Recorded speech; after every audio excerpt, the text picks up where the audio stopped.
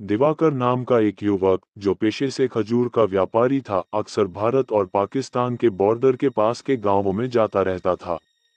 खजूर की मिठास और ताजगी के कारण उसकी काफी डिमांड थी। लेकिन इस बार उसकी यात्रा केवल व्यापार तक सीमित नहीं रहने वाली थी। इस बार उसे एक ऐसी सच्चाई का सामना करना था जो उसके जीवन को पूरी तरह बदल कर रख देगी। दिवाकर अपनी गाड़ी में ताजे खजूर लादकर एक छोटे से गांव मुरादाबाद पहुंचा। ये गांव भारत पाकिस्तान की सीमा के करीब था। गांव के लोग दिवाकर को पसंद करते थे क्योंकि वह न केवल सस्ते दाम पर खजूर बेचता था बल्कि उनकी समस्याओं में भी मदद करता था। एक शाम जब वह अपने खजूर के स्टॉक की गिनती कर रहा था, एक बूढ़ा आदमी उसके पास आया। उसकी आंखों में डर और आवाज में घबराहट थी। उसने धीमे स्वर में कहा, दिवाकर बेटा, बॉर्डर के पास की हवेली से दूर रहना। वहां एक पाकिस्तानी चुड़ैल रहती है। दिवाकर हंसकर बोला, बाबा, ये सब कहानियां हैं। मैं सिर्फ अपना काम करने आया हूँ। चुड़ैलें और भूत प्रेत नहीं होते। बूढ़ा आदमी चुपचाप उसे देखता रहा और धीरे धीरे वहां से चला गया। अगली सुबह दिवाकर ने सुना कि गांव के पास एक पुरानी हवेली है जहां कई सालों से कोई नहीं गया। उस हवेली के बारे में कहा जाता था कि वहां एक पाकिस्तानी चुड़ैल का साया है। गांव वालों का कहना था कि जब भारत पाकिस्तान का बंटवारा हुआ, तब एक औरत जिसका नाम ज़ारा था अपने परिवार से बिछड़ गई थी। उसे भारतीय सैनिकों ने मार दिया, लेकिन उसकी आत्मा वहीं फंसी रह गई। दिवाकर का जिज्ञासु मन उस हवेली को देखने के लिए मजबूर हो गया। शाम ढलते ही वह हवेली की ओर बढ़ा। रास्ते में उसे एक अजीब सी महिला मिली जो सफेद कपड़ों में लिपटी थी। उसकी आंखें तेज लाल थीं और वह गहरी आवाज में बोली, तुम इस जगह क्यों आए हो? दिवाकर थोड़ी घबराहट में बोला, मैं बस यहाँ के बारे में जानना चाहता हूँ। महिला ने उसे चेतावनी दी, चला जा, वरना जो तेरे साथ होगा उसका जिम्मेदार तू खुद होगा। हवेली के अंदर घुसते ही दिवाकर को अजीब अजीब सी आवाजें सुनाई देने लगीं। दीवारों पर खून के धब्बे थे और खजूर की गंध अचानक गंधक जैसी बदबू में बदल गई। तभी उसे लगा कि कोई उसके पीछे खड़ा है। उसने पलट कर देखा और वहां ज़ारा थी।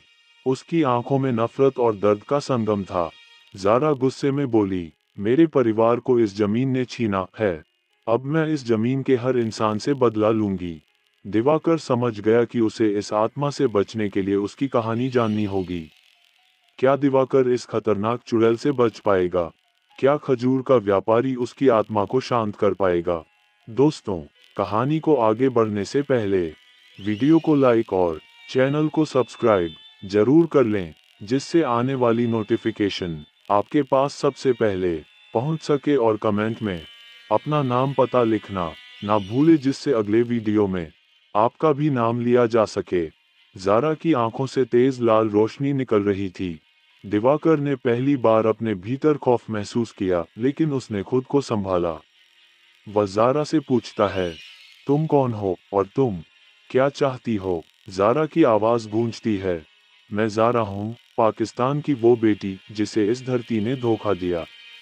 मेरा परिवार इस बंटवारे में मारा गया। मेरे साथ जो हुआ उसका बदला लेने आई हूँ। अब मैं हर इंसान को उसी दर्द से गुजरने पर मजबूर करूंगी जिससे मैं गुजरी हूँ। हवेली के चारों ओर की दीवारें थरथराने लगीं।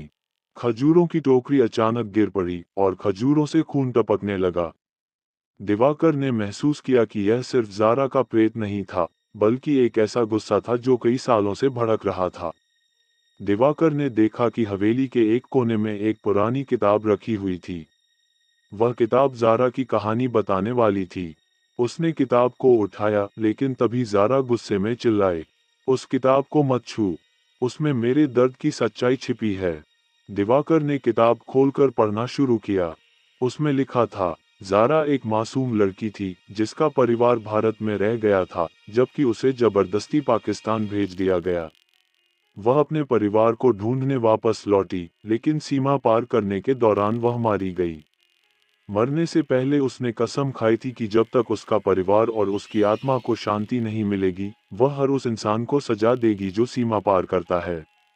दिवाकर समझ गया कि ज़ारा का बदला केवल उसका दर्द है और उसकी आत्मा को शांति देने का। एक ही तरीका है उसके परिवार के बारे में सच्चाई जानना। दिवाकर ने हवेली से बाहर आकर गांव वालों को सब कुछ बताया, लेकिन गांव वालों ने उससे दूरी बना ली। उनका मानना था कि दिवाकर ने ज़ारा को भड़काया है। उसी रात गांव में अजीब घटनाएं होने लगीं। लोगों ने देखा कि खजूर के पेड़ों से खून बह रहा है। बच्चों के रोने की आवाज़ें हवाओं में गूंज रही थीं। दिवाकर को समझ में आ गया कि उसे जल्दी कुछ करना होगा। वह उसी बूढ़े आदमी के पास गया जिसने उसे चेतावनी दी थी। बूढ़े ने कहा, तुझे ज़ारा के परिवार का पता लगाना होगा, तभी वह शांत होगी। लेकिन याद रख, ज़ारा तुझे आसान मौत नहीं देगी। दिवाकर ने हिम्मत जुटाई और सीमा पार करके पाकिस्तान जाने का फैसला किया। यह एक खतरनाक कदम था, लेकिन ज़ारा की आत्मा को शांति देने के लिए यह जरूरी था। पाकिस्तान पहुंचने पर उसने वहां के कुछ बुजुर्गों से ज़ारा के परिवार के बारे में पूछताछ की। उसे पता चला कि ज़ारा का भाई सुमित आज भी जिंदा है, लेकिन सुमित को इस बारे में कुछ नहीं पता था कि उसकी बहन की आत्मा अब भी बदला ले रही है। दिवाकर सुमित को भारत लाने के लिए राजी करता है। सुमित को लेकर दिवाकर वापस हवेली पहुंचता है। जैसे ही सुमित हवेली के अंदर कदम रखता है, हवेली की दीवारें कांपने लगती हैं। ज़ारा प्रकट होती है, लेकिन इस बार उसकी आंखों में गुस्से से ज्यादा दर्द था। सुमित ने रोते हुए कहा, ज़ारा, मुझे माफ कर दे, मैं तुझे बचा नहीं सका। मैं जानता हूँ तू किस दर्द से गुजरी। ज़ारा ने धीरे धीरे कहा, भाई, मैं अब थक चुकी हूँ। मैं शांति चाहती हूँ, लेकिन मैं नहीं जानती कि मुझे ये शांति कैसे मिलेगी। दिवाकर ने पास पड़े खजूरों को उठाया और ज़ारा की आत्मा को अर्पित करते हुए कहा, तुम्हारा परिवार अब तुम्हारे साथ है। ये खजूर तुम्हारे जीवन और शांति का प्रतीक हैं। धीरे धीरे ज़ारा की आत्मा शांत होने लगी।